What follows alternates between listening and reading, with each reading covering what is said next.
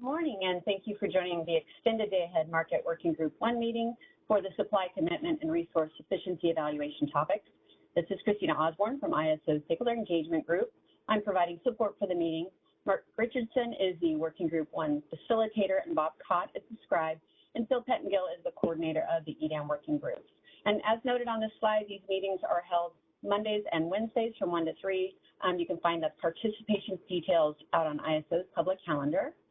For today's agenda, Mark Richardson will continue the discussion on the RSC's scoped items, and then we'll reserve time at the end of the presentation to recap the discussion and review topics for the next meeting. And I did want to let everybody know I posted the schedule for this working group earlier today, so it is located at the top of the corresponding web page. Just a couple of reminders, these working groups are intended to be interactive, so feel free to raise your hand if at any time you have a question or want to share your perspective, and the facilitator will call on you when it's your turn in the queue. And just a reminder to please state your name and affiliation first so that others know who is speaking. This meeting is being recorded, and the video file will be posted on the working group webpage, where you'll find the other materials related to this working group. And please request permission from the ISO before reprinting any related meeting transcriptions. And if you are interested in presenting at an upcoming working group, please reach out to the ISO using the inquiry link located on the resources slide at the end of this presentation. Before I turn it over to Mark Richardson, Mark Rothletter, ISO's Senior Vice President and Chief Operating Officer, would like to make some remarks. So Mark, I'll turn it over to you. Great, thanks Christina. And first off, I'm speaking a little bit off the cuff here, so please bear with me. I do not have a prepared statement. But what I want to do this morning in this specific work group was, one, thank everybody for their participation so far. I have been monitoring it. I thought the discussion is becoming increasingly more robust. But I do feel the need at times to weigh in or give some perspective or respond to some comments that have been made along the way. And I think for this work group today, I feel like that's necessary. So I think there's a lot of strong opinions about resource efficiency. There's a lot of perspectives and opinions about resource adequacy, the adequacy of programs in California and across the West as they develop themselves. And I think there's a question that was asked in the last session about the level of commitment of California and the California ISO to administer a robust resource efficiency evaluation, a fair evaluation, a common evaluation coming into the day-ahead market, and be subject to some common consequences if insufficient. Obviously, these are all important design issues. The details of that, I don't have the answer what that all looks like today, so I cannot say what those look like. But from the ISO's perspective, I can absolutely say unequivocally that we are committed to a strong common resource sufficiency evaluation that coordinates and is integrated with the market. And what I mean by that is the market itself has certain functions.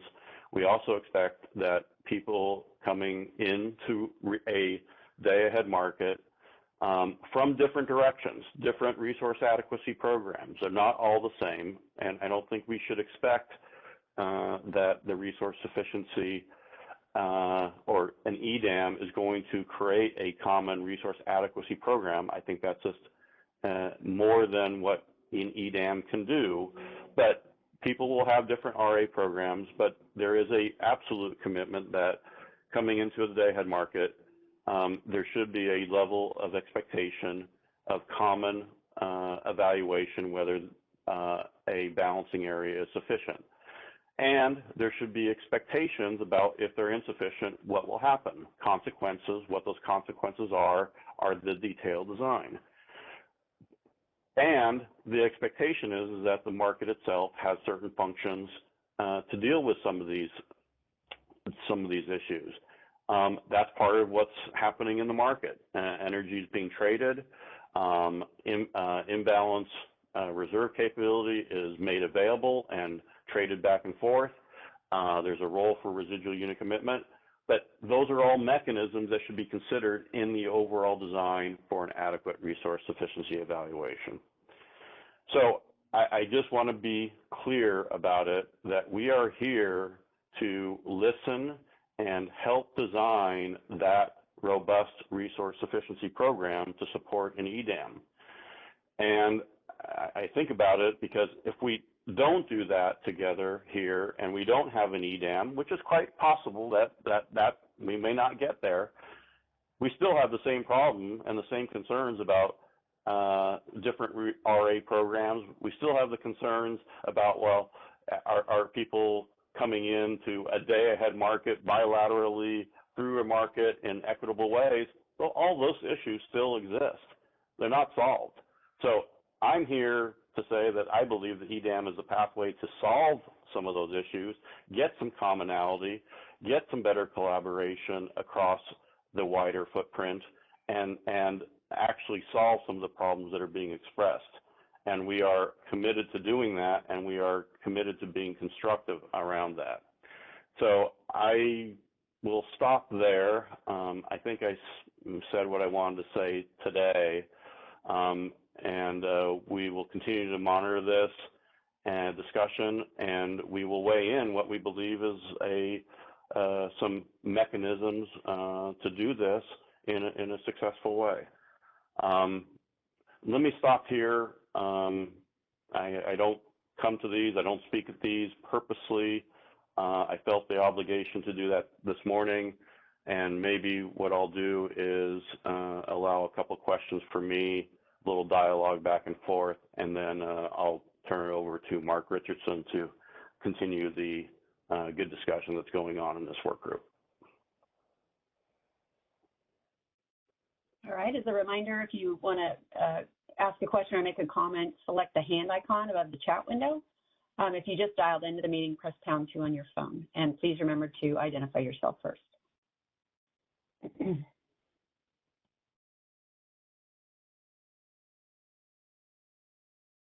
All right, I'm not seeing anybody, Mark.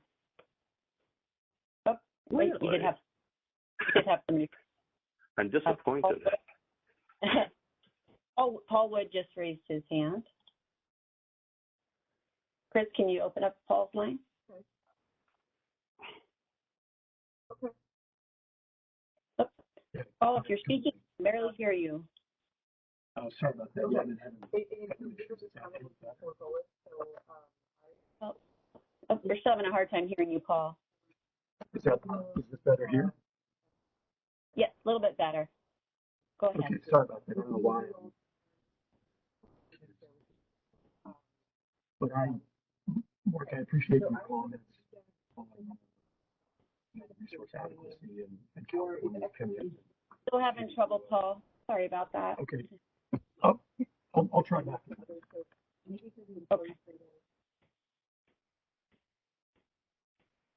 We'll just get him we on. do have a caller in the line who just raised her hand too. Okay. Thank you, Chris. Go ahead. And caller, your line is now unmuted.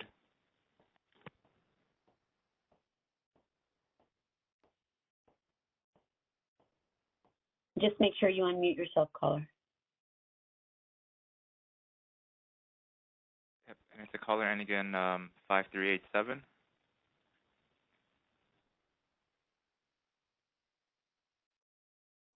Okay. I have no more callers in queue. All right. Well, I appreciate you giving me a little time to touch base on this. If ever you feel want me to engage again on particular topics, please work with the facilitators, and I would be willing to do that. But I do want the discussion. Discussion has been open. I think it's been a robust discussion. We've heard a lot of voices. I don't want to turn any of those voices off, but I do want to speak when I have something to say. So I appreciate the opportunity. I'll turn it back over. Thank you, Mark. I appreciate your opening remarks, and good morning, team. I appreciate everyone taking the time this morning to continue our efforts in this space prior to diving into the resource qualification and counting discussion, I wanted to start today by getting a pulse from the group. Taking into consideration the meetings leading up to today, I believe we came to common grounds on a few fundamental items that will help set the framework for the RSC and allow us to push forward into the details of the scope items that we laid out a few weeks back as a group. My hope is to get a common consensus on whether or not we as a group have agreements on these items, or to the extent there's another option or approach, let's capture that so we can put these high-level items behind us and really start diving into some of those details on the various scope items. So with that, here's where I think we are as a group. And I really am looking for comments from the Southwest, Northwest, and California entities on this. So number one, the RSC is going to be an hourly evaluation over the full 24-hour period. This appears to be the most viable option that I believe the ISO team is going to put forward in their proposal, absent an alternative approach getting proposed in this form. Number two, the resource sufficiency evaluation will comprise of a net hourly demand, reserves, and potentially uncertainty. I think with reserves, we have agreement, but I think we need to vet what the actual quantity may end up looking like. And for the uncertainty component, I understand we have not yet defined what actually goes into the uncertainty, and therefore we'll need to have a conversation at some point to kind of flesh out those details. Number three, EDAM entities would like the option of providing their own forecasts to the extent they don't want to leverage the ISO forecast. And then lastly, EDAM entities would like to have the option to execute an on-demand resource sufficiency evaluation advisory run as many times as they would like, with the final scheduled advisory run executing at 0900 based on the latest information. So let me pause there and see if I can get some hands raised from the, again, Southwest, Northwest, and California parties to see if I'm tracking with everyone or to the extent I'm off the mark. So if you wouldn't mind raising your hands, let's get the discussion started today.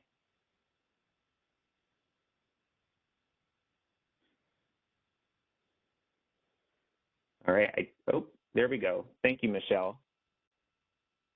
Hey, this is Michelle from the CPC. This is just a question.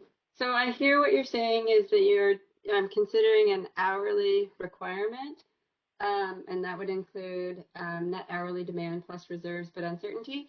But I would just note, or actually my question is, given that California has so many use-limited resources, are you suggesting that you would come up with an estimated dispatch for those resources, and whether that would meet the hourly requirement?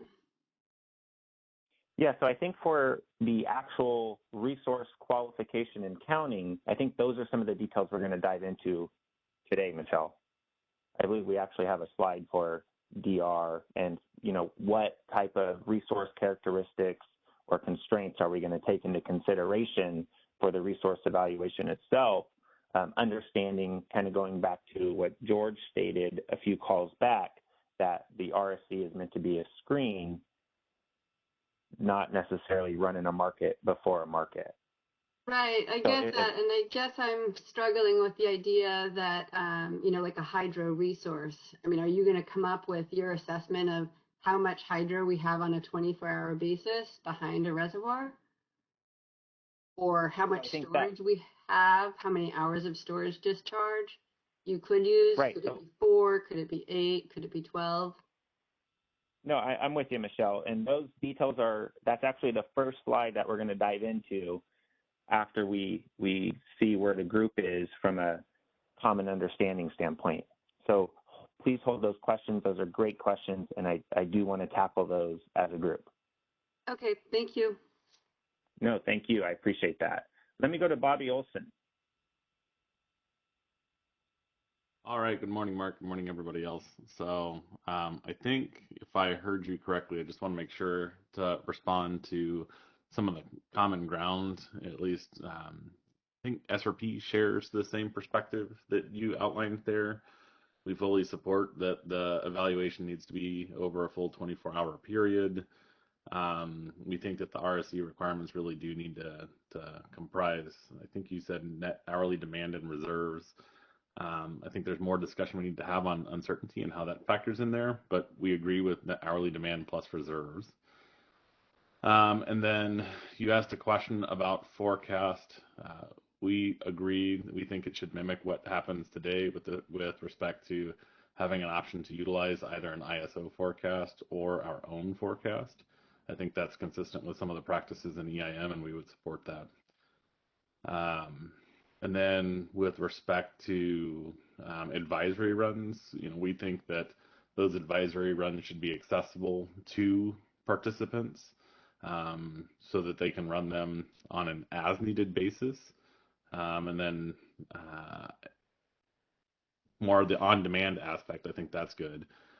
And we also do think that there needs to be a cutoff time in terms of providing that. So I just wanted to speak up, Mark. I think you referenced those, and I just wanted to say, at least from SRP's perspective, we know that there's more details that need to be detailed out there, but we do agree with those positions. No, fantastic. Thank you, Bobby. I really appreciate your remarks. Can I hear from maybe a California entity? Do I have Scott Renzel, Kevin Smith, Jeff Nelson, or any of those on the line where you would be comfortable raising your hand and speaking up?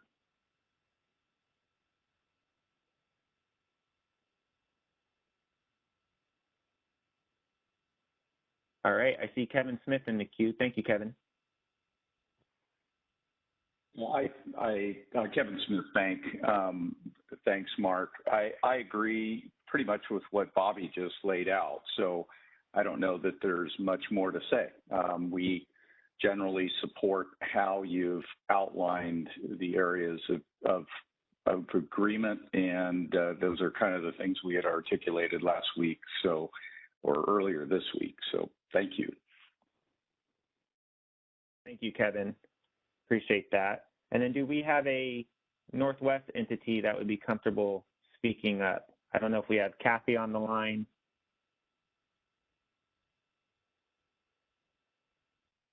I see Kathy in the queue.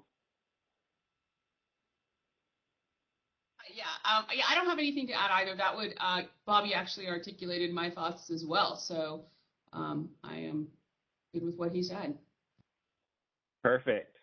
I appreciate everyone weighing in. All right, if I don't see any other hands, so with that, I think we're going to start diving in. Oh, I see Scott Renzel. Go ahead, Scott. Sorry, I was having trouble getting off of mute, Mark. In concept, I think for us, the ideas seem to represent what we're looking for. I think the how is the greater challenge, and I look forward to going in and addressing it. Perfect. Thank you, Scott. I appreciate that. Maybe before we dive into some of the details, I would like to hear from the ISO. Do we have Danny Johnson on the line?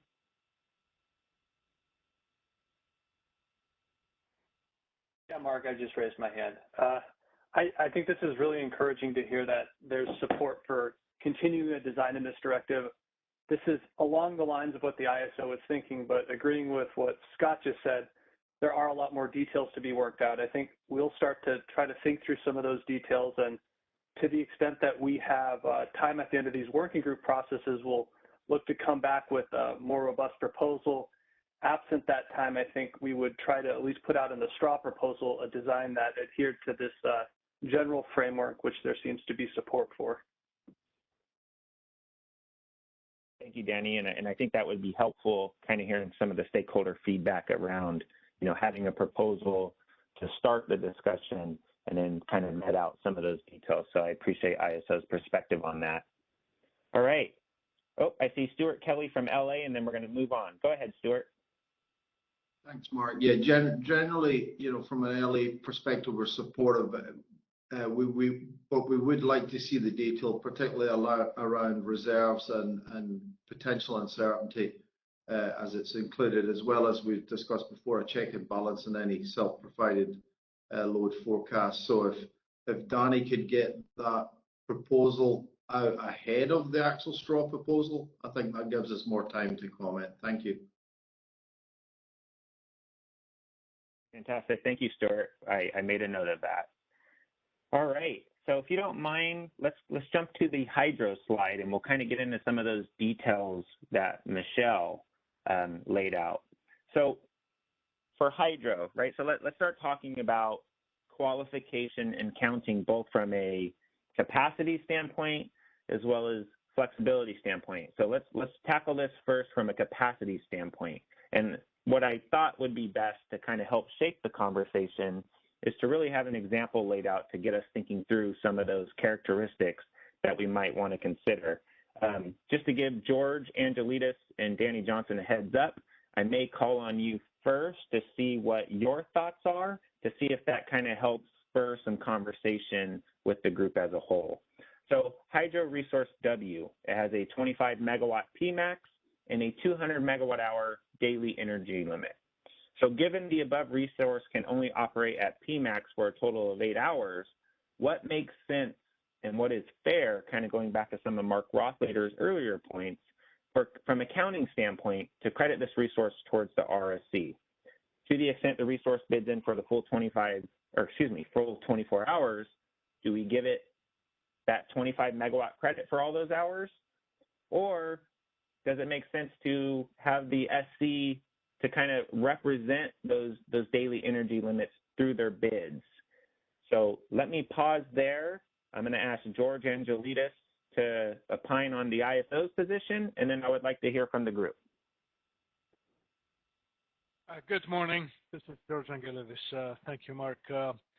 So one approach that we can use with these use-limited resources in general in the application of the resource sufficiency evaluation tests is to consider their limitation over the day. For the case of this hydro resource here, as in your example, we'll have to have a separate discussion for storage resources because they have more shorter time periods that they can actually provide their valuable service to the grid. For the hydro resource specifically, that they have a daily energy limit, which will actually model that in the IFM. We do have constraints that we use the bids that are submitted, and we schedule optimally those hydro resources subject to those daily energy limits so that we don't exceed the amount of water that is earmarked for potential discharge. How can we do that in the resource sufficiency evaluation without actually doing an optimization? One way, and you know, I'm not saying this is the only way, there could be other ways that we can do this. One way is to assume some profile according to which the hydro resource could potentially operate during the day, and then limit its energy discharge for its hour under that profile, so that we limit the overall energy over the day to its daily limit. One way to do that is you can say that we can use this resource for peak saving. This is something that traditionally was done in the past at the utility operation. Now, it's not the most optimal way to operate hydro resources, but we have to come up with some convention here, some approach that we can use to come up with a profile. So if you use it for peak saving, essentially we have, I don't know if you remember that graph that we put together in our example, where we have for each hour, we have the demand forecast, and we have the uncertainty compounded on top of that. So we have those bars that essentially say how much energy and uncertainty you need every hour. So you can do peak saving from the top of this bar, say, okay, we'll use the hydro resource to dispatch it on the higher point of, yes. Okay, can you hear me? Hear me? No, I hear you loud and clear, George. Okay, yeah, so we can basically do peak saving on that graph and limit that to the daily energy limit of the resource. And now we have some capacity over the day for these hours that you have across the peak, that this resource contributes to meeting your resource sufficiency evaluation target. And obviously it's not going to be 25 megawatts over the entire day. It will be probably 25 megawatts during the peak, and depending on how much energy is left under its daily energy limit on the shoulder peak periods. So that's one way of doing it. We can discuss and see if this makes sense, but I feel that we have to come up with some approach to essentially assume a certain profile over the day that this resource will operate, and then move it up and down to get its energy over the day under that profile to meet its daily energy limit and not exceed it. Thank you. Thank you, George. I appreciate that. So what I'm hearing is, a profile provided by the entity, and that would be counted over the peak hours. So if I can get a reaction to that, and I have several in the queue, let me go to Kathleen first, as I saw her hand. Good morning, Kathleen. Good morning. This is Kathleen Colbert from District. Good morning, Mark, George, and Mark. I appreciate, George, kind of what you're throwing out there. I just wanted to put on the table an alternative thought and get some reaction to it, which is a question on why wouldn't we want to incorporate the same concepts from the bid range, and I'm just going to talk about bid range capacity test to keep it really simple, that we have for bid range capacity test and EIM into the EDAM space. And the reason I'm asking is this idea of use limitations and being kind of worried about how the market might dispatch a resource, which I would note is the counterfactual, isn't something that we do in real time, right? We're testing for, is the bid range shown? Can it be used by the market? So totally agree, intertemporal constraints, if it can't start up. Danny and the Kaiser team and others did good work trying to kind of shore up some of those issues in the past year to make sure that we're counting the right resources if they can be started or dispatched by the market or not. That's important. But it's really just a liquidity test. Are the bids shown that the market can use them? At any point in time, the market needs them. And as George mentioned, we have the max energy limit constraint. So for this hydro resource, they would bid, let's say, every hour. They would bid that daily energy limit, and the market would optimize that across the 24 hours. But in every single hour, the market can decide if it needs to use it or not, and use it most appropriately at the times they're most needed throughout the day. So I just want to put the question out there. Why wouldn't we take the same approach that we do and consider it in every hour, because it can be used in every hour? No, we are, Kathleen. That's the proposal. We have an hourly test, an hourly capacity test. But the question at hand here is that if you assume that this resource is available for 25 megawatts for every hour of the 24-hour day, that is not correct, because it's limited to 200 megawatt hours of energy. So we're looking for a way to reflect this in the test, that you don't have always 25 megawatts available for every hour to meet your capacity requirement. You have to somehow shape that 200 megawatt hours that the resource can give you over the day on some hourly profile to perform the test. This is the problem that we're trying to solve. So if you have some proposal on how we can do that, you would like to hear about it. Thank you, George and Kathleen. Thank you, George. So Kathleen, I hear what you're Mark, saying. Can I respond briefly? Yeah. No, yeah. Hold on one second, because I actually want to hear, Kathleen. I heard your thoughts and proposal, and George, I hear your counter. I would like to hear what the audience thinks.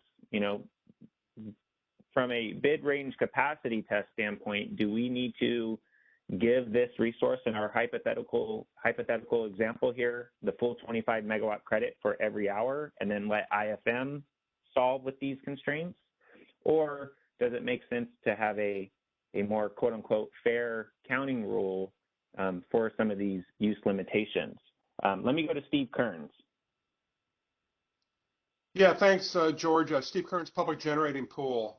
I don't like this approach. I I think it appears to be too simple, but I think in practice it's going to be much, much more complicated than the way that you've outlined, especially for resources in the Northwest where you need to add, you need to multiply these by a couple hundred megawatts to get the right scale. I think the best answer is what Jeff Spires shared the other day about, in addition to supplying your bid ranges on each hour, as Kathleen suggested, you would also supply an energy profile for how you intend to meet your demand on every hour. So by doing that, in this particular example, you should be able to show how you can meet your daily energy limit as well as your demand, as well as give an indication for how much flexibility you have on each hour. As long as the market can solve and enforce that 200 megawatt hour daily energy limit, I think you're good. Am I not getting something right, or what do you think, George? No. So Steve, am I tracking you correctly? And then are you saying that the bid itself would represent, 1 hour, maybe they're only going to flow 4 megawatts and, ramp up accordingly through the peak and then ramp back down? Are you saying that the bids themselves would reflect a total of, to the extent they wanted to run the full output, that 200 megawatt hours over the day? Yeah. So on every, for this simple example, every hour would have a bid range of 0 to 25 megawatts. And consistent with what Jeff Spires shared from the amenity proposal from a couple of years ago, in addition to that, you'd have an hourly plan for how that 200 megawatts was going to be dispatched over the course of the day to meet their obligations.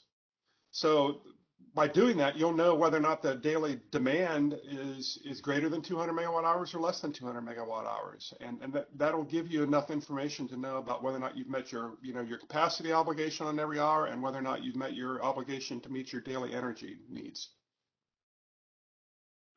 Yes, Steve, I believe we're aligned. I think we're saying the same thing, that for use limited resources, we need to use some profile of how the resource could operate over the day. And this could be a profile that is submitted with a bid for these resources. We'll use the bid in the optimization to clear the market, but we'll use that profile for the resource efficiency evaluation test because it captures the fact that the energy is limited over the day and will be reflected in that profile. I was saying peak saving is one example of such a profile, but we could use a profile for, yeah. Maybe where we're talking past each other is the way that you described about assuming some profile. I would say it's up to the resource operators and the market participants to actually inform what the plan is, as opposed to some assumption that CAISO might make. Oh yeah, no, I didn't say that we will assume that profile ourselves, or we'll let the software make some recommendation or some assumption. We can receive the profile from the scheduling coordinator as part of the bid for hydro resources, and we'll use that profile in the resource efficiency evaluation. I just want to make sure that I differentiate a little bit with the approach that Jeff Spires projected. I think Jeff was suggesting to have this for every resource and use it as a benchmark for every hour to perform the test. I think the approach that I suggested does not rely on such an equivalent of a base schedule for performing the test. However, we can use that profile that could be a collection of hourly schedules, but I don't want to use the term base schedule, specifically for this resource to address the energy limitation. So right. I think we're aligned on this. Okay, I think that sounds good. I think one other piece that I want to throw out there too is if you go down this path, I think you got to be careful about the treatment of how you deal with reserves. I think Jeff indicated that you could either take it off of the top of the capacity or add it to the demand. I think if you're really going to look at these hourly hydro profiles or resource profiles to measure against a daily demand, you do not want to add the reserves to the demand, because that would impose an unfair energy requirement on the market participants, because reserves you only have to deploy for 1 hour when they're called upon.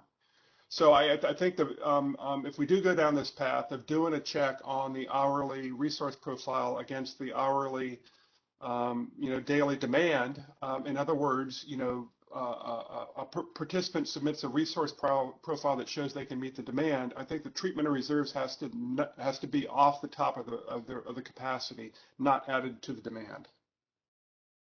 Hopefully that makes sense.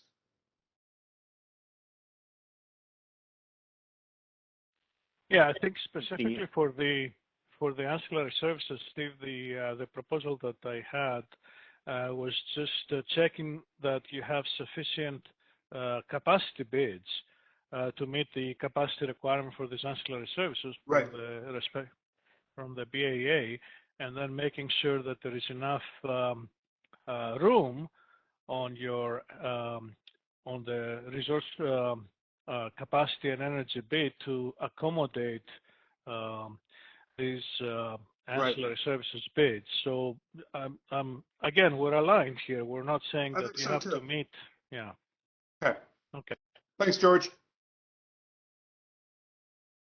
No, I appreciate it, Steve, and thank you, George. Let's go to Tong Wu and see what his opinion is. And Tong, if you don't mind stating your affiliation prior to chiming in. You're going to have to unmute yourself. Oh, there you go. Yeah, I was waiting for. Hey, this is Tong Wu from WAPA. WAPA markets the hydropower from a CVP project. And CVP has about 2,000 megawatt of capacity. Probably there's not water to run 2,000 megawatt all the time. I think there are some assumptions behind this slide. And probably ISO has some assumptions. I cannot speak for other hydro generation companies, but for WAPA, I think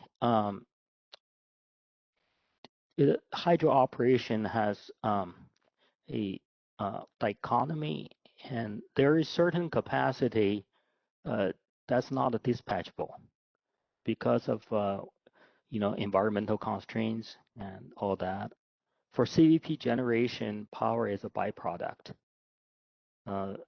Really, you cannot optimize the water just for power purpose. So there's a significant amount of a capacity that ISO cannot dispatch. But there is a small amount of capacity that can be bid into the market for the ISO to dispatch. And I think we're doing that in EIM now. So here I see 25 megawatt of a PMAX. It sounds like the hydro generation is completely available to the ISO for optimization. That would not be a good assumption, at least for WAPA's hydro resources.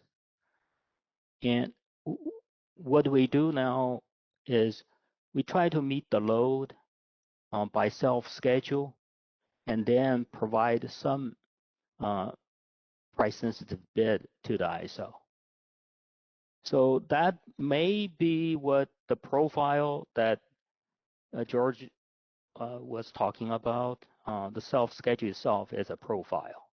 And a bid range around that self-schedule is what you can dispatch. So that gives you how high you can dispatch and how low you can dispatch. So I don't understand 8 hours.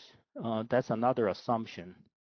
I don't know whether... I think this was just a hypothetical example, Tong. We understand, all resources have their own characteristics, limitations, and profiles and things of that nature.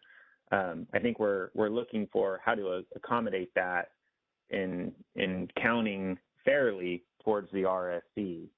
One thing that I heard Steve state that I believe George confirmed was, the entity would be able to provide their profile over the day. They'd still bid as they deem fit, but the profile would be taken into consideration when running the RSC and would provide the appropriate counting towards meeting those goals. I don't know if Danny Johnson, do you have a reaction to Tong, or would you like to chime in here? Yeah, Tong, I think the example we're trying to give here is a really simplified version of operating these really complex hydro systems.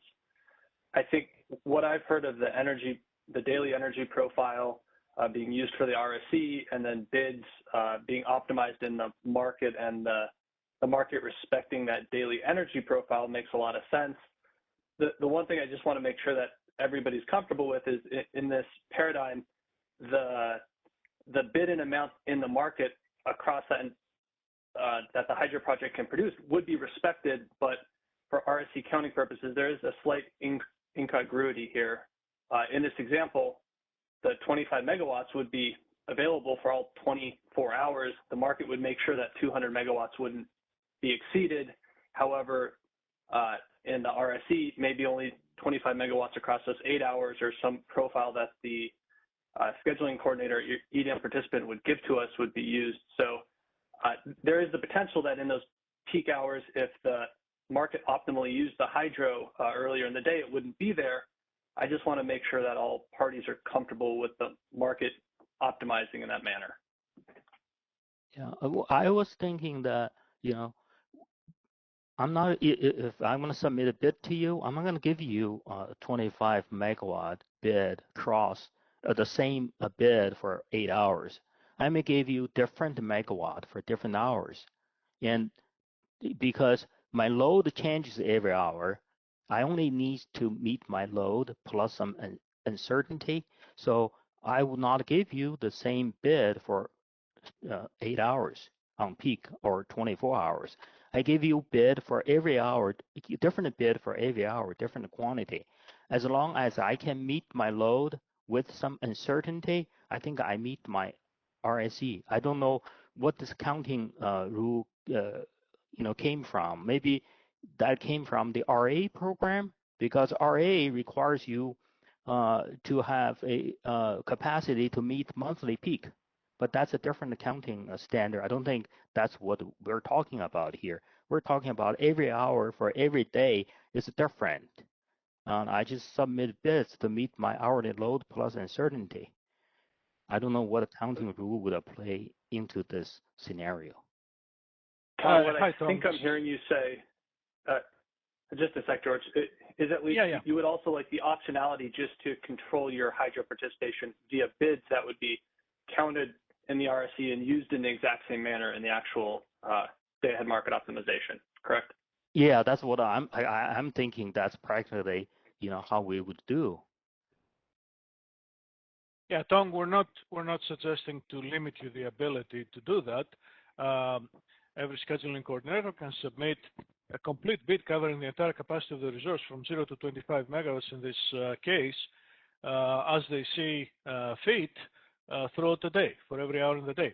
What we're saying is, along with this bid, the scheduling coordinator for this specific resource that has a 200 megawatt hour limitation in energy, they will submit something, and I don't want to make this comparison with the EIM, something that looks like a base schedule. So it's not a self-schedule. It's an indication about how this resource is planned to operate during the day. So it will be somewhere between 0 and 25 megawatts for each hour of the day, so that you basically have an hourly profile submission that gives an assumed operation for the resource during the day, and it's not going over 200 megawatt hours. And we will use this profile in the resource sufficiency evaluation. We'll not use the bids. The bids are going to be used by the optimization in the AFM, for example. But for the resource sufficiency evaluation that we're trying to meet, let's say, the demand forecast plus uncertainty every hour of the day, we'll have this hourly profile for this resource that will essentially meet some of that requirement. That's what we're suggesting here. You can still bid any way you want during the day. Oh, I see. Maybe I misunderstood that since the beginning. I thought you're going to use the bid to do the RSE, because that's the real bid. That's what people really provide. But you're saying you're going to decouple this RSE capacity submission and your bid submission, and somehow use counting rule to relate the two. Well, that's kind of I don't know. I'll wait and hear what other people say. That's not what how I imagine this would work. That would be difficult. George, did you want to clarify? I think it's one and the same. You know, Tom, you could represent your, at least if I'm tracking, you could represent your resource limitations through your bid. What the ISO put forward is a energy profile that would also act as a constraint when counting towards the RSE to the extent a resource wants to be fully optimized across the full 24-hour horizon. But I'm going to move on. Let me go to Alva next, and then we'll go from there. Operator, oh, there we go. Thank you. Go ahead, Alva. Good morning. Thank you. This is Alva Svoboda at PG&E. I just wanted to propose another example and see how George would deal with it, which is, you know, hydro bids can be, so the one bid parameter is the maximum energy limit to be taken for the day, and another is a cost on the water, which is essentially an opportunity cost. So, in fact, a hydro resource might have physically the capability to dispatch for more hours than 8. Say it has the ability to dispatch for 12 hours, but it's being, in fact, based on any kind of profile, it's being dispatched for 8 hours a day because there are only 8 hours a day that meet an opportunity cost. So if you're looking at any kind of historical data, it might be misleading in terms of the actual capability. And that would be of concern, of course, because the profile is going to essentially take the hydro's contribution to resource efficiency to 0 in all of the hours where your profile does not see it operating. That is true, but we, thank you, Alva. So this is George Angelis. So that's why we want to leave the decision to the scheduling coordinator on how they plan for this resource to be operated, and that doesn't mean that it will end up being operating like that. We'll still use the bids to optimize its use during the day, subject to the energy limit, but we need some indication of a plan, of an hourly profile to perform the resource efficiency evaluation test and resolve this problem here where we cannot simply go across the day and count 25 megawatts. So if the scheduling coordinator can provide an hourly profile, which, you know, they are responsible in any case to have some plan for passing the test. So it's not unreasonable for them to make a plan like that. If they indicate this hourly profile along with their bid when they submit their bid to the market operator, then we can use this hourly profile in the capacity test in this case to make sure that we save off the requirement for the capacity test by these megawatts indicated in that plan, which basically conforms to the daily energy limit for the resource. That's what we're suggesting. I think it's the last item would be the one I mean, what you said sounded kind of reasonable in the sense that you could have a hydro operator could submit a kind of a maximum profile that would extend potentially over more hours than it typically operates. Right. But that would not correspond to the energy limit. So it would essentially be something in excess of what you might see on the energy limit side. Oh no, sorry, then there's a misunderstanding. It is the intention to have this hourly profile not extend beyond the 200 megawatt hours in this example, that the resource is capable of daily energy provision, right?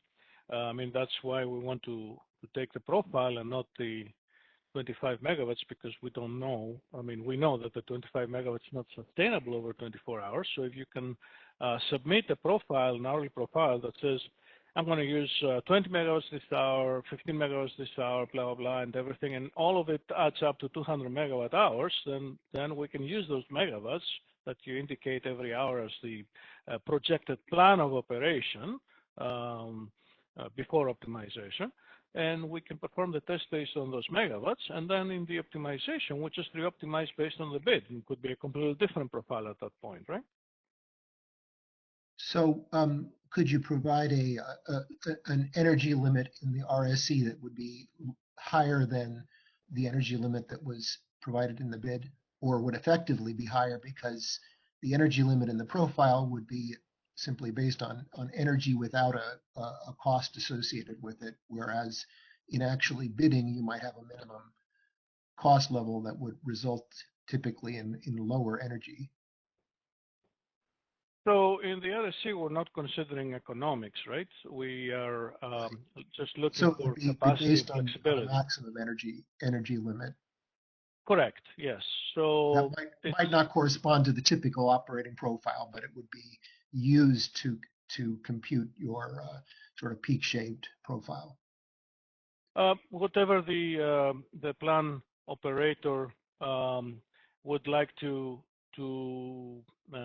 plan ahead for the day for this resource, and as long as it stays within its energy limit, we can use that in the RSC, and then we will still optimize this using the bid. So the energy profile that will be submitted for the resource efficiency evaluation is by no means limiting the optimal schedule, which will then be determined based on the bids, the economics, and the daily energy limit as a constraint. We just need a mechanism to perform the test without actually running some optimization, right?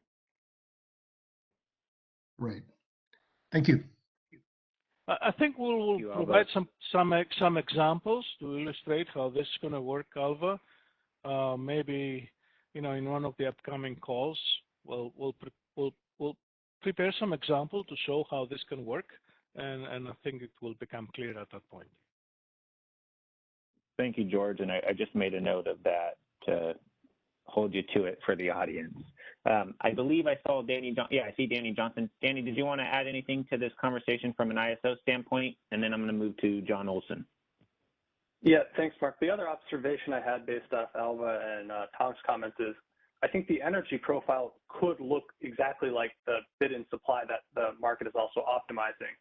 What we're suggesting is, I think, functionality that extends slightly past that to offer greater flexibility, that you could use an energy profile to meet the RSC and then have additional bids into the market and let the market optimize the use of the resource. With the energy profile being respected in both the RSC and the market, just potentially different uses of that based upon the optimization of the market. Thank you, Danny. All right, John?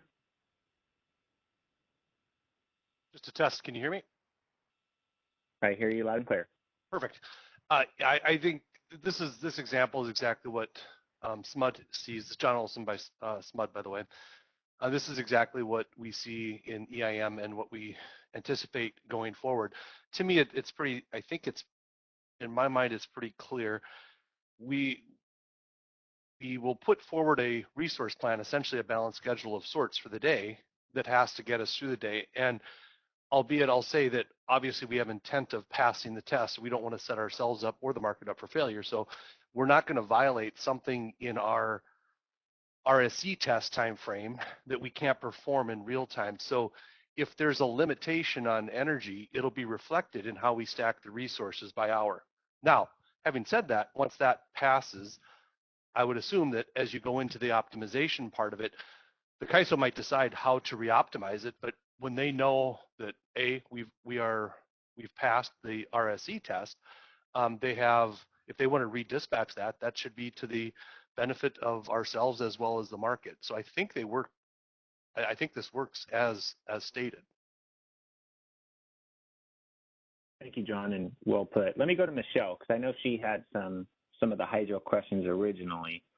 Go ahead, Michelle. This is Michelle from the CPC, and I guess the issue that I'm struggling with is that if the balancing authority is a vertically integrated or a muni, they have both the load and the generation side, and they have sort of symmetric interests, right? So what SMUD just said, they'll stack the resources, and that's what they'll probably use.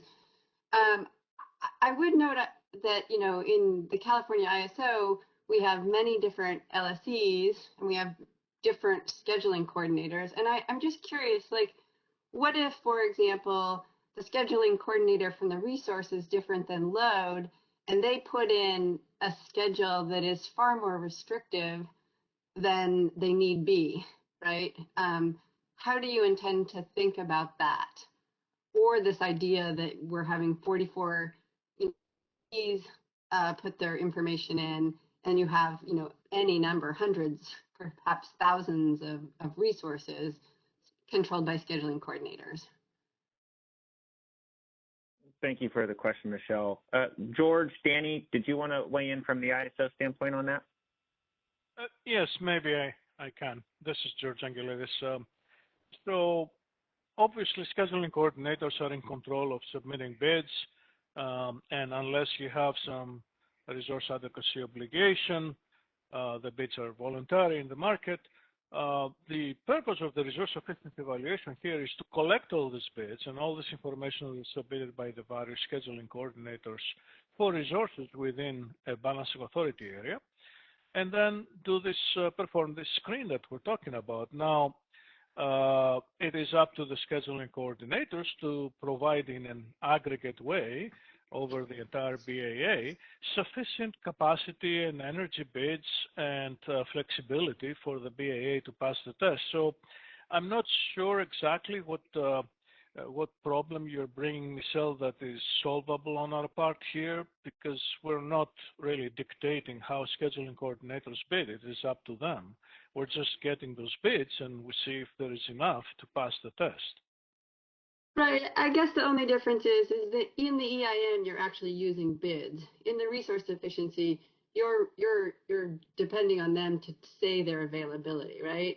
So one hydro resource might say, well, I'm available 24 hours at 25 max, but another hydro resource might say, well, they might have sold an RA contract and said I'm available and I'll bid in at 25, but in the resource sufficiency context might just say I'm available 1 hour. And I'm just struggling with that. Well, at the very end, the test is really looking at what is available for any given hour. And it's in that way, it's not directly related to what the RA showing for the resource is, but it is expected that the participation of the resource in the market would reflect its RA showing, right? So we're not really directly linking those two, but these two are inevitably linked, don't you think? I guess I'm not seeing it. I guess I see it in the EIM because it's reflected by a real bid. But what I'm seeing in the EIM is basically somebody saying, this is how much I'm going to be available, right? Yes, there's no difference here, right? There's still bids submitted that basically declare the availability of the resource to be used in the market. And, if it is a regular resource here that doesn't have energy limitations, we'll use these bids every hour and the resource capability to perform the test. We're saying that for these resources in particular, that they have an energy limitation, in the resource sufficiency evaluation test, we need to use some hourly profile that conforms to the energy limitation, because otherwise if we just use the bids every hour, we won't have an accurate screen, right? Because the capability of the resource is limited by its energy limit, so you need to do something more than just using the bids. That's all we're saying. Yeah, I understand that, and I understand why it works if you have a vertically integrated entity that owns the load and the resources. I'm just saying that you have different incentives if the generation isn't owned by load, right? That's all, and I'm struggling with it. I'll think about it a little more, but thanks so much. And hopefully, George, the examples that you're going to bring back to the group, maybe we could start those examples with what a bid looks like with the energy profile and some of the differences and how each of those would be accounted both in the market as well as the RSC. Before I let you go, George, or mute your line again, we did have a question for you from Jenny Mystery at SRP. She just wanted to confirm that the energy profile provided in the bid that's going to be used for the RSC test will not be a self-commitment of the resource, and that it would actually be the market run that would be committing that resource. Confirm. Thank you. All right, I'm going to go to Bobby Olson, and then I would like to move on. I think we have common ground on the profile being provided in the bid and that being used by the RFC. So let me go to Bobby next, and then we'll move on, and I'm sure we'll get into more of this discussion as they all kind of interrelate for the various types of resources. Go ahead, Bobby.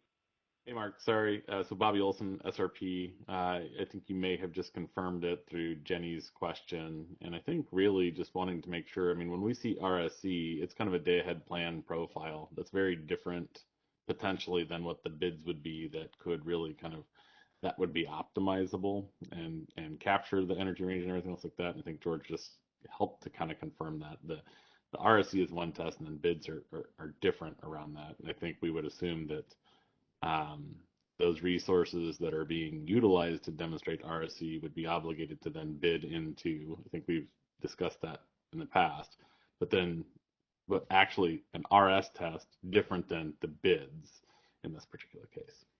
And the information that comes with those bids and the information and the energy limitations and qualifications around that. Thank you, Bobby. Danny, did you want to weigh in on that? And then I'm going to go to Kathleen to see if this answered her question and makes sense. Go ahead, Danny. Yeah, this is Danny with the ISO again. I think responding to Michelle's question a little bit, I think this has a similar theme, Michelle, to other concerns you've raised about how the ISO would participate and plan going into the day-ahead market, being as right now we currently utilize our day-ahead market to formulate our plan going into real time. I think that's a valid question, and we've identified it, and I think that is an item that we will note and we'll work through.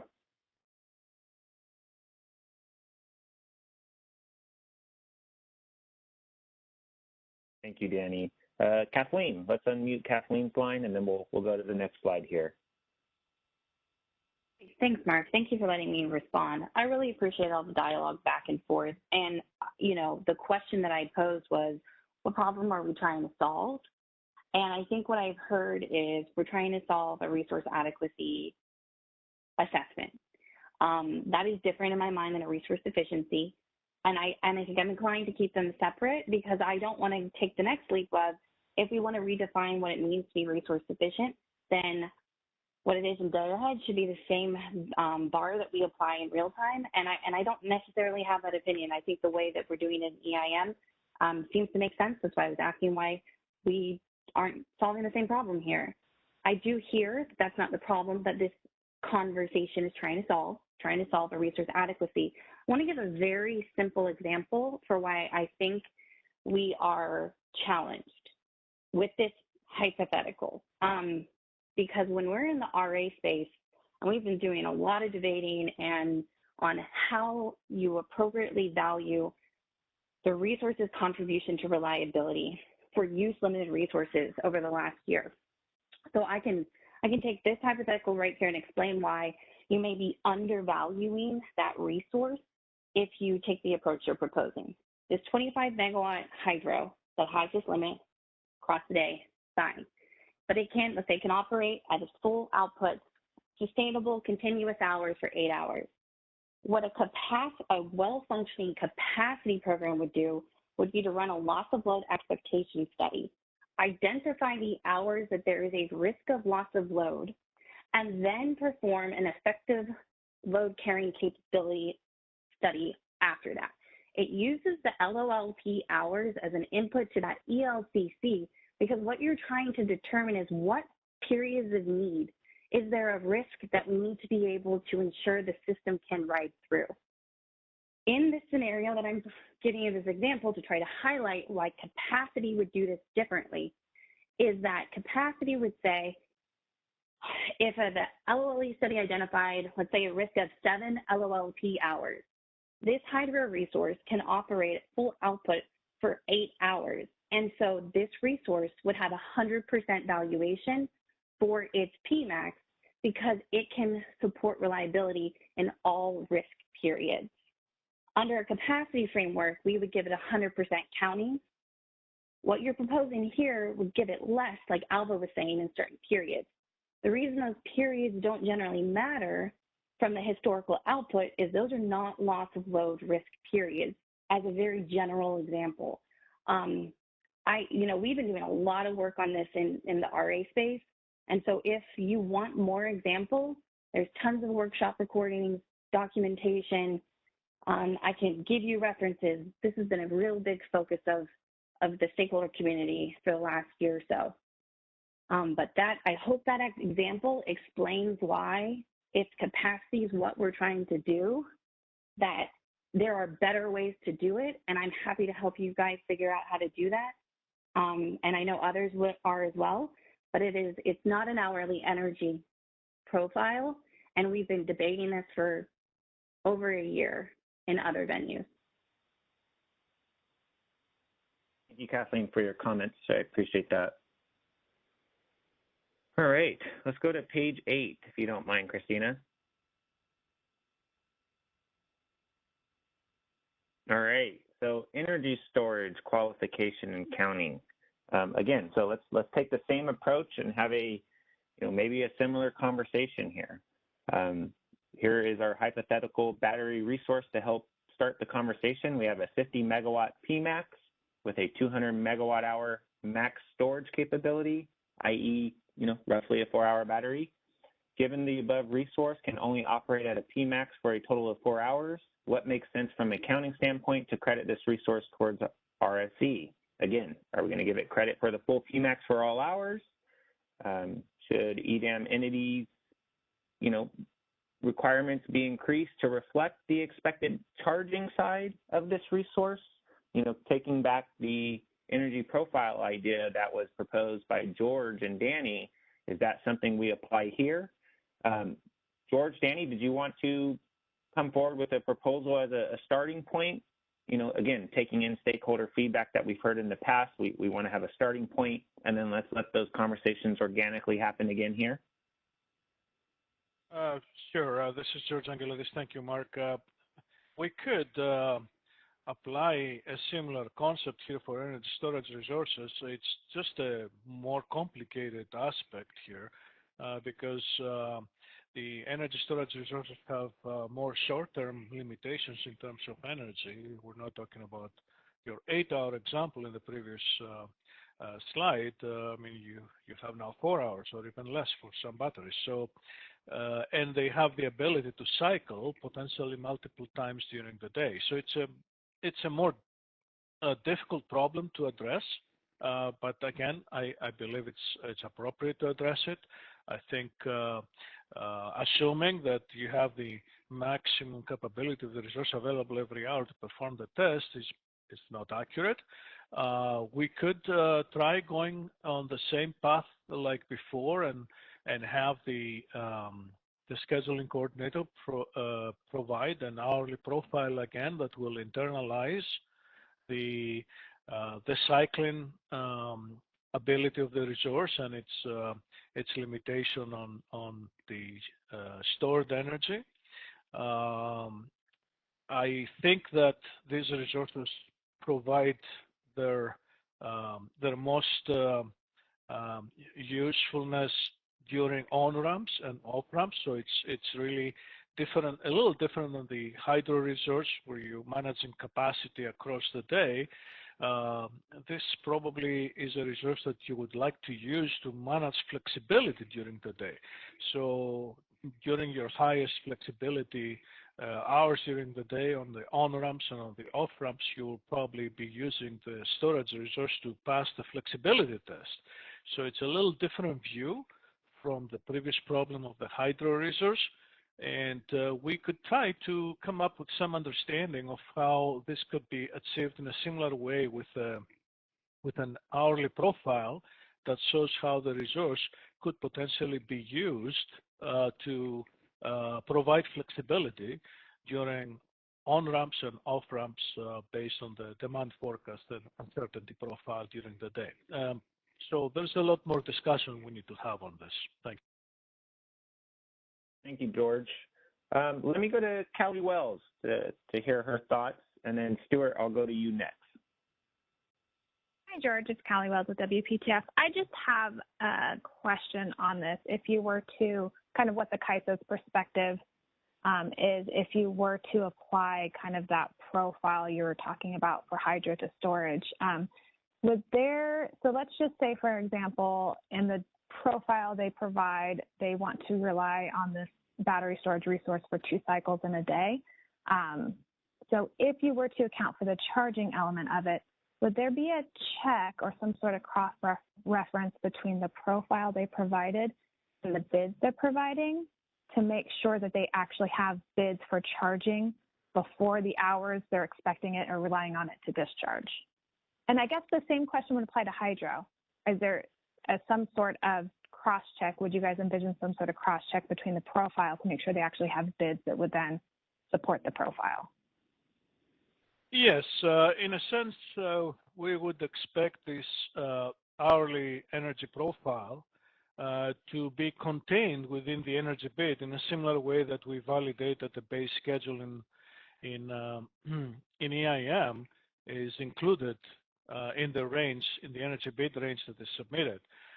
So we can perform this basic validation, making sure that your bids are actually allowing this particular assumption of the daily profile to be achieved, so that it's a feasible profile. That's definitely not the profile, the optimal profile we'll end up with using the bids, but at least we know that it's feasible based on the bids that are submitted. And this is a simple validation.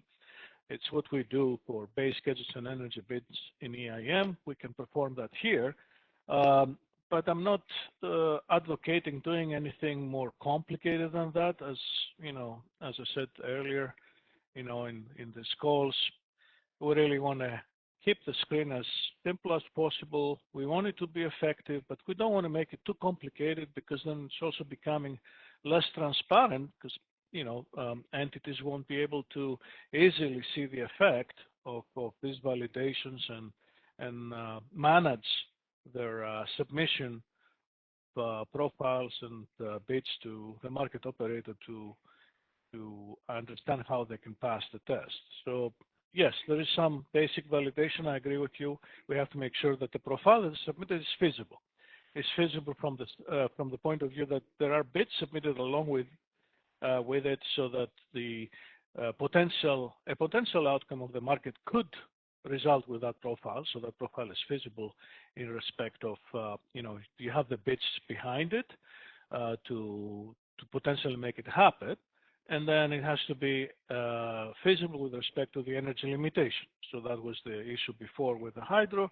And here it comes down to making sure that as the plan is submitted with the cycling and charging and discharging, the plan by itself is not violating any state of charge capability for the resource. So we can check for that, making sure that the plan is feasible, and then we can use it in the screen. Thank you. No, I appreciate the response. This is definitely a lot to think about. And I have to say, having examples has definitely helped. I think with the conversation, we can actually walk through numbers, which, anyway, for me is really helpful. So I appreciate the examples. Thank you. Thank you, Callie. I appreciate that. Let's go to Alva. Alva?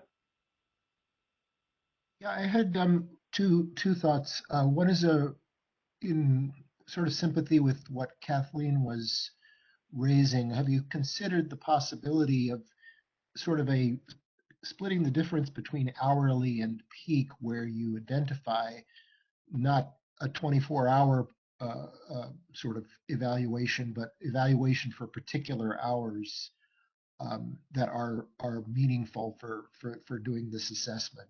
It's just one thought that came out of hearing her, what she had to say, and just sort of concerns I would have with hours that are really not significant, driving the failure of the resource sufficiency evaluation.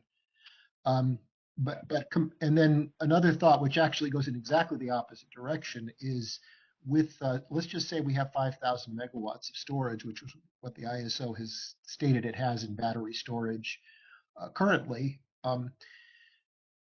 You have also then the need for 5,000 megawatts of charging potentially in 4 hours continuously for all of those batteries. In terms of this kind of simplified modeling, do you increase the resource efficiency need by that 5,000 megawatts in the off-peak due to that?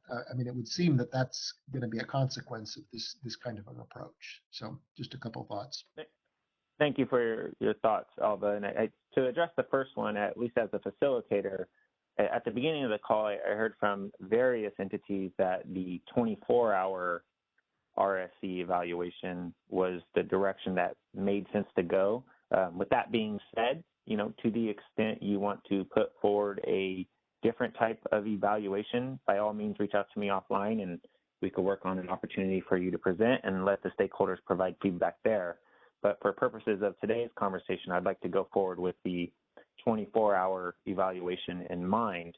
To your second comment, and maybe it's a question for George, how does, in the energy profile that I heard you state, SCs would have or entities would have the capability of providing, how do you see the charge hours impacting the requirement?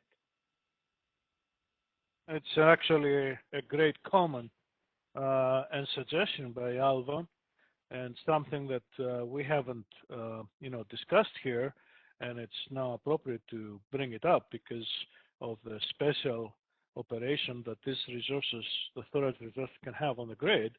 So yes, if the plan that is submitted, the daily plan, to indicate how the resource could potentially be used, and with the objective to use this plan in the resource efficiency evaluation, and emphasis on that is on the flexible test, make sure that the participant BAA has sufficient flexibility for the on-ramps and off-ramps. It makes sense, perfect sense actually, to realize the fact that when these resources are charging, which is part of the plan, at these hours there is additional demand requirement that is not captured in the demand forecast, and for the purposes of the RSC capacity test and even the flexibility test, that should be included in the test. So I think we need to take this back and think carefully and formulate a proposal that actually incorporates this additional energy demand because of the charging of these resources into the test to have more accuracy on the test. Again, accuracy for the test is one of our objectives, and if we can do it in a simple manner so that it doesn't complicate the whole test, then we should definitely try to do so. So thank you, Alva, for your comment. That was very, very constructive. Sure, I was actually trying to also point out that there's some risks in that, in the sense that if what you're really doing is charging in the lowest, in the most excess, the hours with most excess, then you'd want to at least be somewhat optimistic in terms of, like I was saying, the worst case would be that you would just simply say that the profile is you are going to have 5,000 megawatts of additional charging required in these solar hours in the middle of the day, and then suddenly you're short in those hours, when in fact what would happen is the batteries would move to the hours that were more feasible for charging in. So that's what I would suggest you consider in doing that. I agree there's an additional need, but I think it shouldn't be something that would lead to failures due to an artificial charging profile.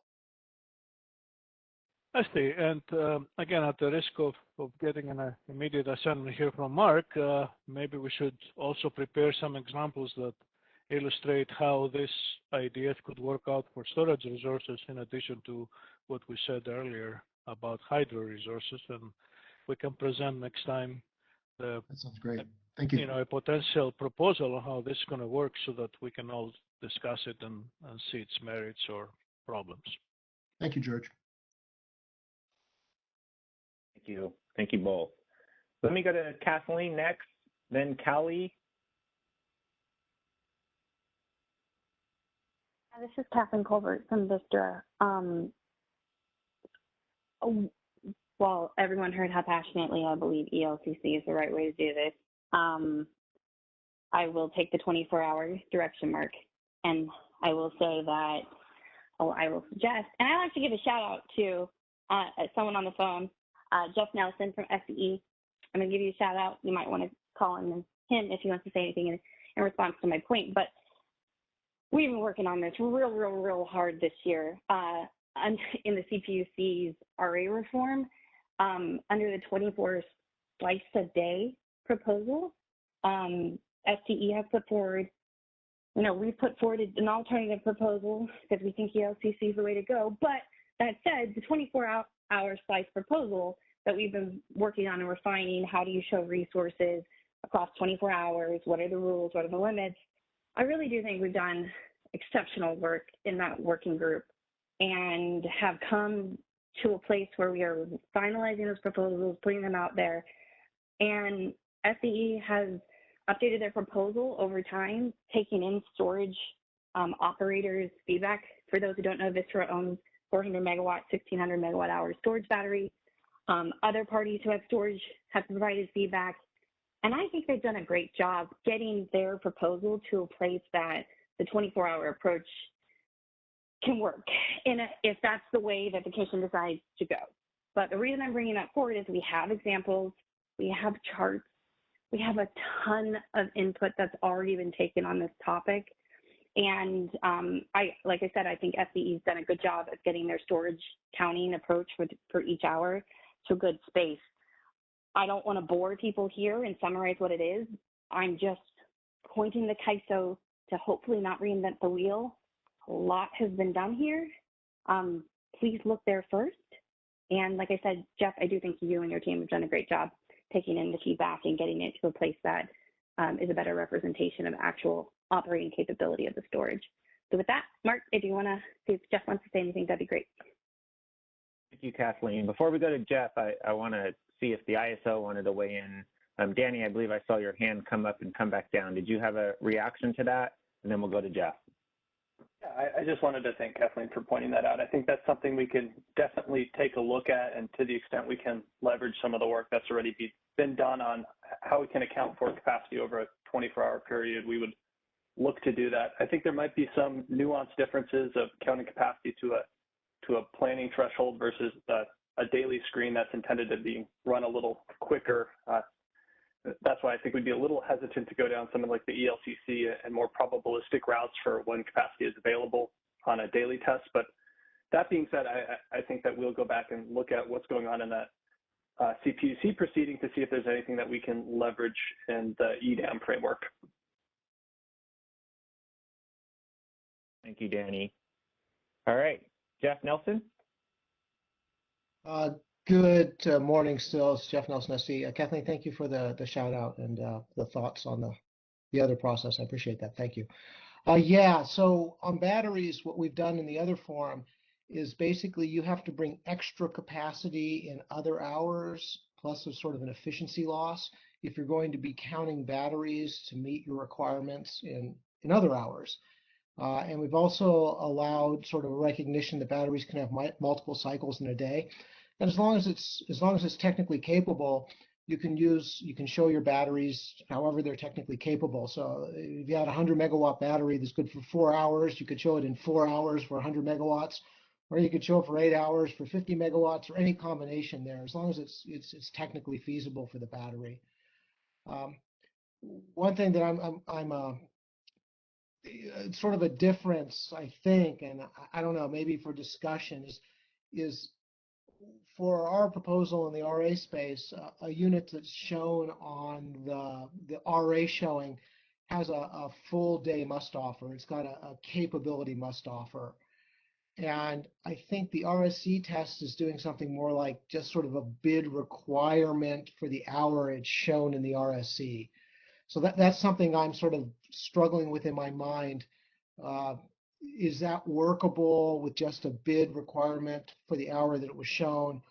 Or, and I'm not suggesting this, I'm just thinking about it, or if a resource is shown for a day, does it have a must offer for the day, not just the hour? That's sort of, it looks like a difference between what the RSA is thinking and how the RA showing works in the CPUC space that we're proposing. Okay, so I'll stop there, and if people have questions, I can chime in. Thank you, Jeff. Thank you. And, maybe I'll ask George or Danny. I heard must offer a few times, and I want to make sure it's clear to everyone on this call whether or not the RSC, I thought the energy profile that we've been talking about getting provided is a component of that bid. Therefore, to the extent you are submitting a bid along with an energy profile, that energy profile will be consumed by the RSC and your bid, as well as that bid being consumed by the IFM. I don't want to confuse the must offer aspect from the RA construct with the EDAM construct. So George or Danny, did you want to clarify anything there? And then we'll potentially move on or see if there's any other comments or questions from what Jeff stated. This is George Angelidis. Maybe from a constructive point of view here, it will be helpful if we first take the opportunity to prepare some examples and share with all of you in this forum here on putting these ideas to practice and demonstrating how this can work with these energy profiles we're talking about. And that will provide some basis for, providing comments and more ideas and how this can be improved or whether this has problems, can't work. I think at this point, maybe we don't have this concrete basis to go on. So I suggest we move on and we come back to this after we have the chance to show you some examples of how this could work. Would that be a good way to move forward? Yeah, that works for me. Let me go to Michelle, and then we'll move on, George. Thank you. Go ahead, Michelle. Hey, this is Michelle from the CPUC. I do want to ask a question about the must offer. So let's say that you're resource efficient and, based on the profiles, but if there is no must offer associated with it, what happens if, a swath of resources doesn't show up? I'm curious about that. And then I also thought that there was some discussion about if you pass this resource efficiency test, there's no further EIM resource efficiency test. So maybe you could talk about how that would work absent a must offer. So I will let the ISO chime in on the must offer piece, but for the whether or not there's going to be a real-time RSC, I would like to hold that for a future working group meeting because we are going to start talking about that as a group and see what makes sense. Danny, I see your hand up. Did you want to opine on that? Thanks, Mark. So on the must offer, I think Callie brought this up, some type of validation of bids earlier based off the energy profile. And I'd just like to repeat, I think that's reasonable. The expectation would be that if you have an energy profile that shows a resource is scheduled to be outputting at a certain level that is counted in the RSC, there would be a cross-check to make sure there are bids that would support that energy profile in that hour. Would there be bid insertion? I think that's a detail we would have to work out if somebody wanted to have an energy profile that differed from the bids they had. I think one way to handle it is that just wouldn't be counted in the RSC. There could be checks that insert bids. That's something that we need to work through, Michelle. Okay, thank you. Thank you, Danny. Thank you, Michelle. All right, let's move on, folks. I appreciate everyone's engaged conversation. This is great, and this is exactly why I was looking forward to getting into the details. So I appreciate everyone's time. All right, variable energy resources, solar and wind qualification and counting. So let's talk about solar first. So in this hypothetical example, we have a 100 megawatt PMAX resource. Day ahead forecast that shows the resource is ramping up between hour ending 6 through 10 at full capacity, hour ending 11 through 16, and then ramping back down 17 through 19. Should the forecast be consumed by the RSC, and that's what used for accrediting the resource? Is there only a fraction? What happens if only a fraction of the forecast is actually bid in? Let me pause there, and instead of turning to the ISO first, I'd like to turn to the audience to see if they have some thoughts or suggestions on how a solar resource would be counted towards the RSC. So if you would like to weigh in on that, please raise your hand so I can open up your line.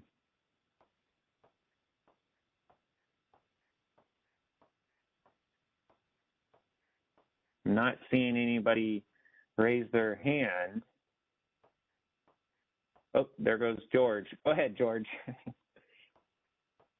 Yes, hi, Mark. This is George Angelidis again. So what I want to bring up here is basically the approach that we're suggesting for variable energy resources to be used in IFM in the context of the day-ahead market enhancements, which I believe it's appropriate to do here too.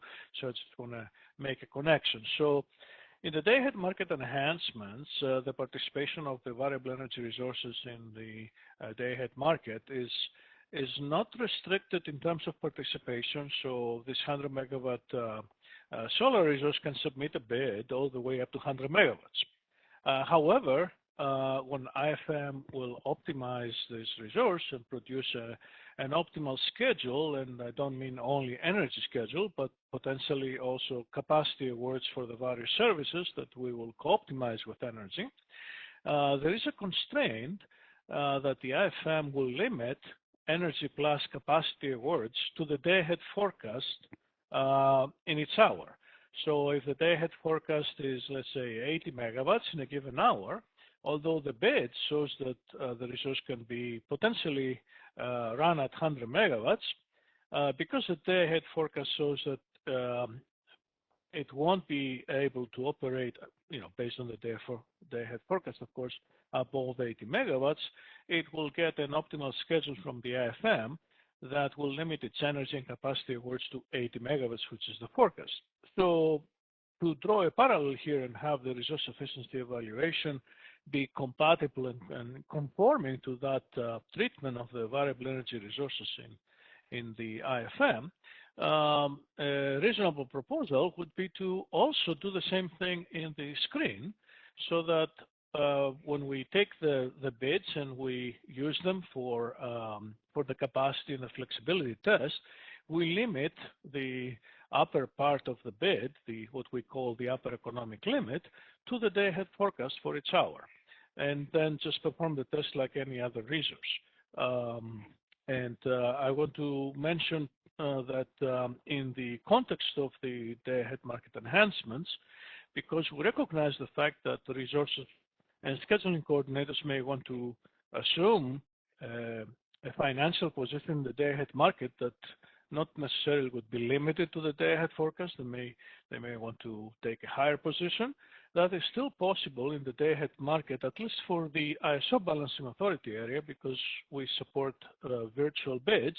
They can have a virtual bid for any capacity that they want to assume a financial position above the 80 megawatt forecast in this example. Whether this will be possible for other PAAs that join the EDAM, that will be, I guess, the result of the discussion we're going to have on virtual bids at some point later in some appropriate work group. So I'm just going to stop right here. George, I don't mean to put you on the spot. In your examples that you just laid out was where the bid was higher than the forecast. What would the ISO's proposal be to the extent, let's say that in your example, the forecast was 80 megawatts, but the bid was only at 50? Oh, then we stop at the bid. Obviously, that means that the participant does not want to take a financial position in the day-ahead market above 50 megawatts, even if the forecast is 80. We'll respect that. So in that case, we'll use the 50. But the other way around, if the bid goes all the way to 100 and the forecast is at 80, then we'll use the 80. Understood. Thank you for that clarification. I saw Michelle's hand up first, and then Danny, I will come back to you. Go ahead, Michelle. Yeah, I'm Michelle from the PUC. 3 questions, one of which is, are you proposing to do this for all EDAM entities, for all wind and solar resources? Yes. Okay. We want to have consistent rules for everyone. Okay. And then what about hybrid resources that have a battery associated with them? Let's hold on the hybrid, Michelle. Okay. That is something we will tackle. But Okay. great. And then I like the way your segue. Go ahead. okay. And then just to clarify, this would not be an energy resource. It would just be a reduction in the load because you said you're doing net load, right? Meeting net load. No, because if you're counting the variable energy resource as part of your supply for meeting the resource sufficiency evaluation screen, then you're not using net demand on the other side on your requirements. You're using the actual demand forecast. Otherwise, you have to do it differently. You have to take the demand forecast and subtract the day-ahead forecast for the verse and come up with a net demand, but that's less accurate and disregards the fact that you actually have bids where these resources, the variable energy resources, are flexible based on the bids. They're not going to necessarily operate at their demand forecast. So it's better to more flexible way to consider them as supply resources, like any other resource, but with the limitation that their capacity is limited to the day-ahead forecast. And on the other side, on the requirements, we just have the demand forecast, not the net demand. Maybe I just misunderstood something. I thought when you guys were showing the slides up above, you said net hourly demand, and I took that to be net of wind and solar. What does net mean in that context? Maybe there was a miscommunication. At least my intent, and that was shown in my set of slides that I presented, I was not using net demand. I was using the demand forecast. So if there was some miscommunication, we'll correct it. Okay, thank you. Thank you, Michelle, and thank you, George. And yeah, let's definitely talk about that net demand. And we do have a slide on DR coming up, and maybe that's where that ties in. Let me go to Doug. Hi, this is Doug Boccignone from Flynn Resource Consultants for the Bay Area Municipal Transmission Group. Just one comment about what George said about day-ahead market enhancements. It seems like there's another element to the day-ahead market enhancements that firms up the variability of the intermittent resources, takes into account uncertainty. So it isn't, while it limits to the day-ahead forecast, there's also additional capacity that's procured to take into account uncertainty between the day-ahead forecast and real time. And it seems like you would have to have that kind of program in place throughout the EDAM area if you are going to get full credit up to the day-ahead forecast.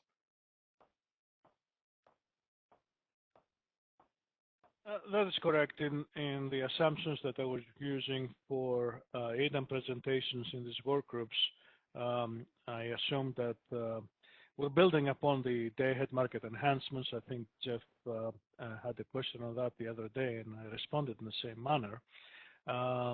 Just to be constructive here and have a framework to have a discussion, I have to make an assumption, and my assumption is that we're building on DAME.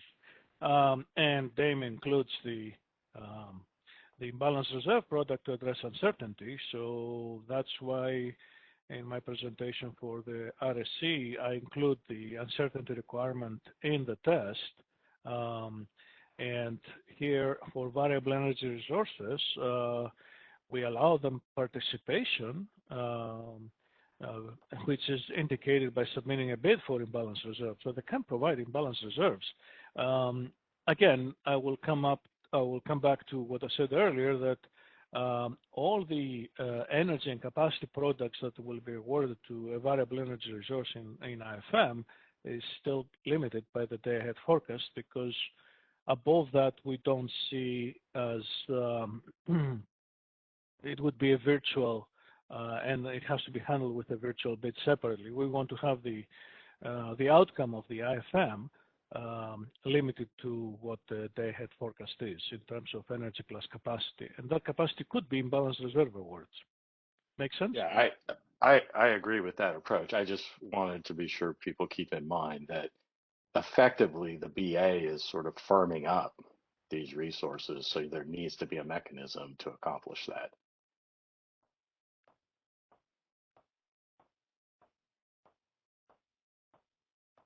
Yes, we agree. Thanks. Thank you, Doug.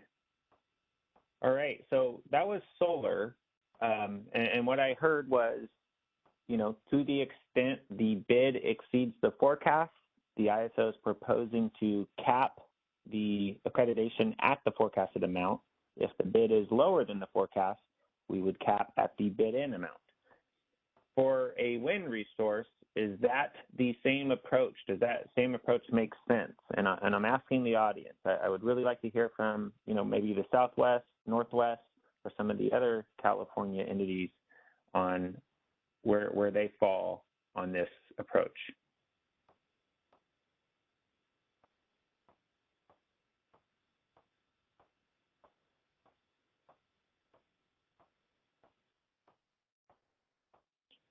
All right, I see Bobby with his hands up. Thank you, Bobby. All right, Mark. Yeah, no, I mean, in general, I think the conversation so far is consistent with what we would want to see here. I mean, we think that, from a physical perspective, it does need to be kind of limited to either the lesser of either the bid or the forecast. We do tend to agree that kind of the purpose of including uncertainty around these types of resources is because the BA is effectively obligated to firm it, or at least, the scheduling coordinator is kind of ensuring that that's firmed up through that uncertainty. So I don't actually see any inconsistency or any reason why wind would be treated differently than solar. I mean, it'll look different in terms of how it gets scheduled and plugged in there, but the overall principles discussed are consistent with what we're supportive of. Thank you, Bobby. I appreciate your comments. Tyler Moore from APS. Go for it. Hey, Mark. Tyler Moore, APS. Just something quick on this discussion around capping the accreditation from either the bid amount or the forecast. Is there still going to be a concept of non-participating and participating resources in EDAM? I would want the forecast account in the sense that if it's a non-participating resource, that wouldn't be submitting bids. So I just wanted to ask about that. George, did you want to address Tyler's question? Yes, and I may have said that before in this group, what considers participation in EDAM or not, and it really comes down to submitting a bid or not. So for any market, participation is indicated with the submission of a bid.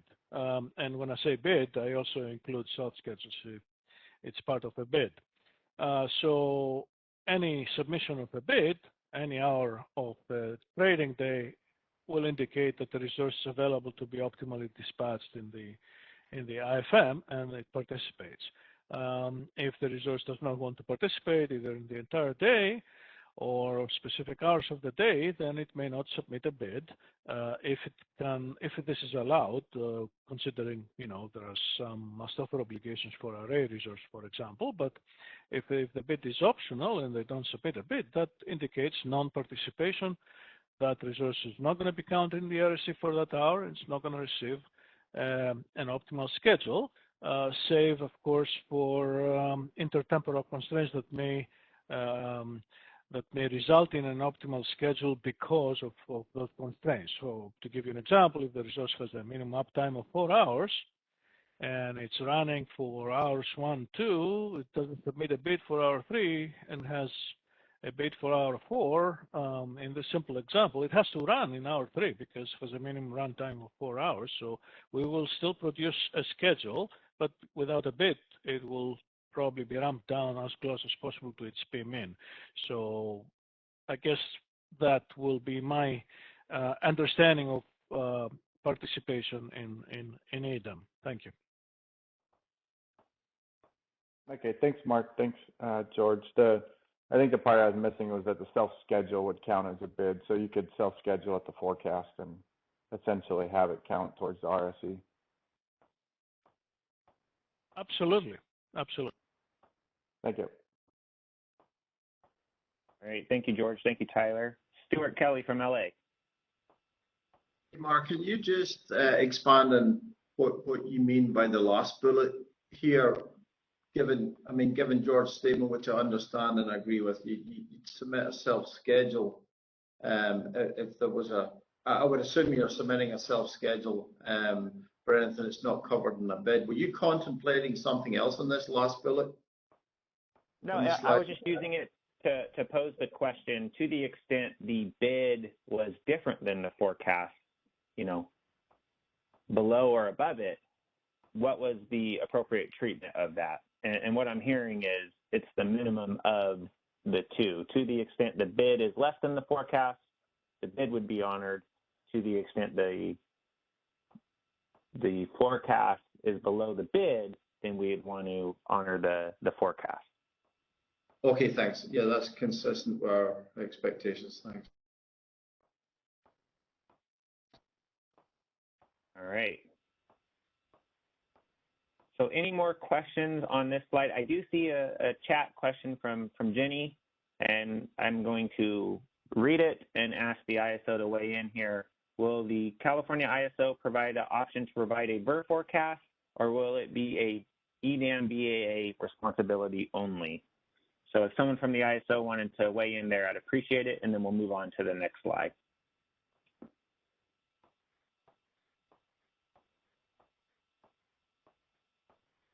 Go ahead, Danny.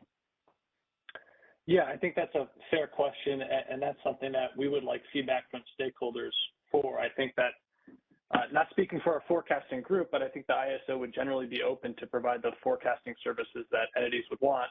Obviously, they may want their own forecasting. So I think this likely ends up in some type of hybrid like we were talking about with the demand forecasting, but we would like stakeholder input on this point.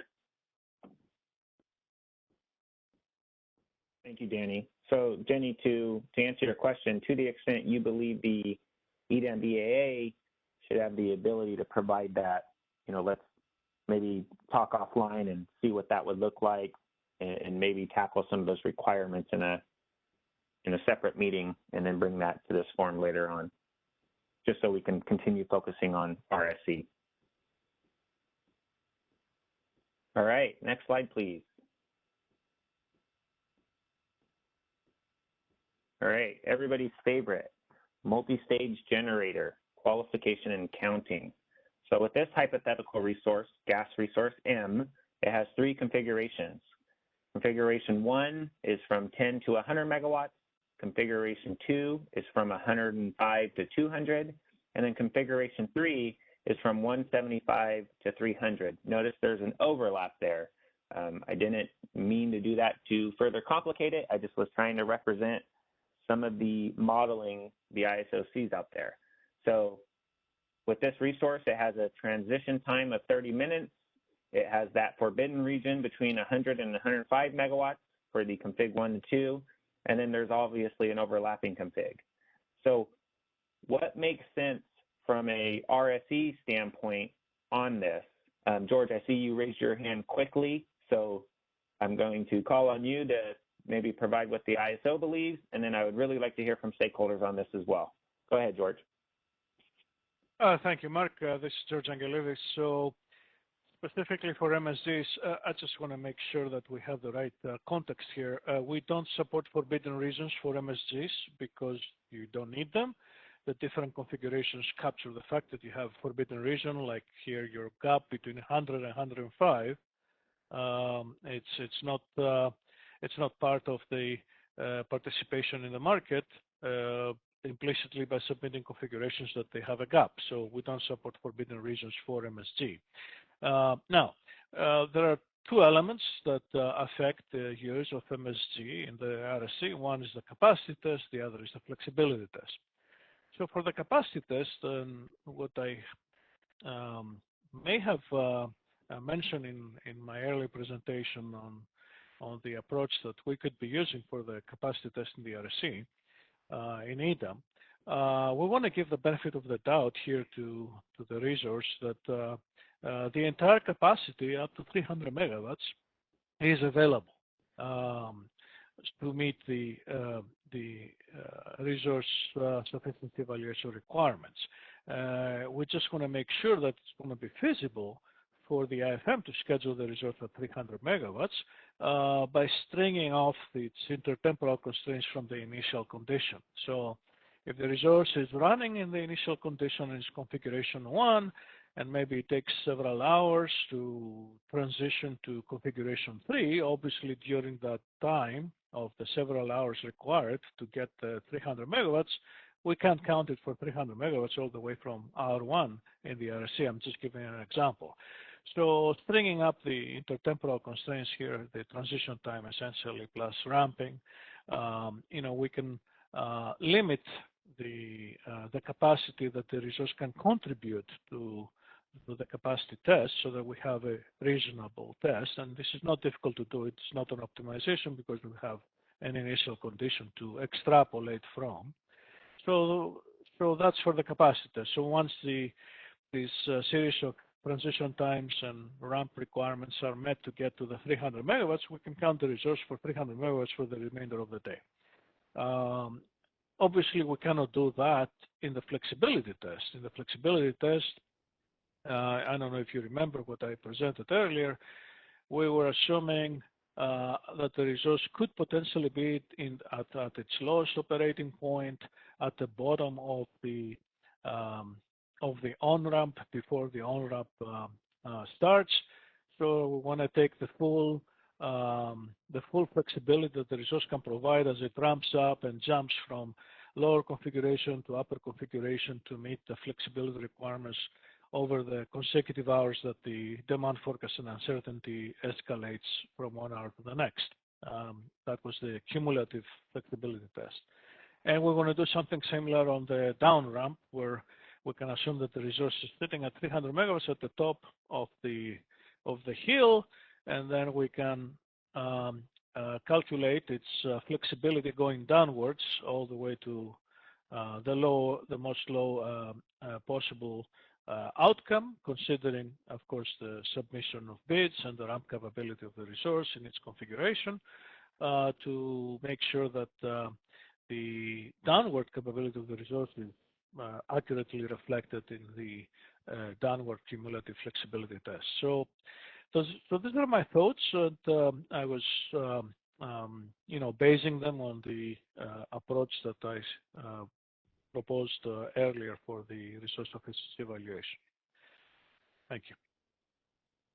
Thank you, George. And I'm sorry, guys, I got stuck into the details, and I'm looking at the time here. I think what we'll do is we'll continue this MSG conversation this coming Monday.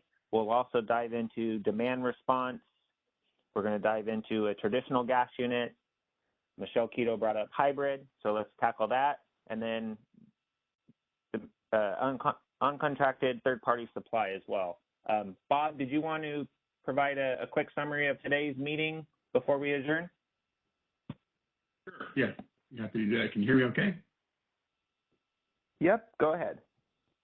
All right, good. Well, Mark Roth leader started off with some comments to just indicate that California ISO has a commitment to provide a robust RSC with appropriate consequences.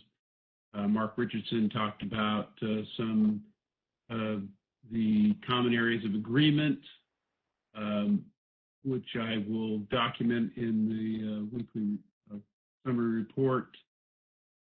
We talked about hydro qualification and counting, and the concepts there of using an energy profile in the test, supported by the bids.